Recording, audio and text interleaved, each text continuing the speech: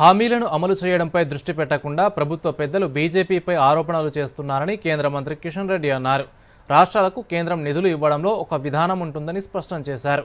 తెలంగాణలో కేంద్రం చేపట్టిన 10 లక్షల కోట్ల రూపాయల విలువైన పనులకు ఇప్పటికే వివరించామని తెలిపారు.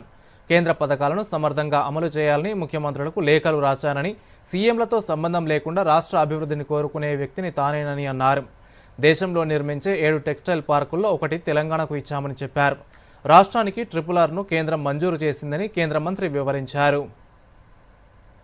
నేను కానీ మా పార్టీ కానీ మేము గత పార్లమెంట్ ఎన్నికల్లో ఈరోజు దేశంలో అధికారంలో ఉన్నాం కాబట్టి ఏవైతే దేశ ప్రజలకు హామీ ఇచ్చామో దానికి కట్టుబడి ఉండి ప్రతి ఒక్కొక్క హామీ అమలు చేయాల్సినటువంటి బాధ్యత మాది. అమలు చేసి చూపిస్తాం, చేస్తూ ఉన్నాం. హామీల కట్టుబడి పనిచేస్తామని కూడా మనం చేస్తాను. నేను వరుసగా లాస్ట్ మంత్ జనవరిలో, ఫిబ్రవరిలో నితిన్ గడ్కరీ గారితో అనేక సార్లు రోడ్డు రవాణా శాఖ మంత్రితో మాట్లాడాను. త్వరలో అది మంజూరు కాబోతుంది. ఫస్ట్ ఫేజ్ ఏదైతే ఉన్నదో రీజనల్ రింగ్ రోడ్డు, దానికి త్వరలోనే క్యాబినెట్కి వెళ్ళబోతుంది. ఆ రకంగా మనం పనిచేస్తున్నాం.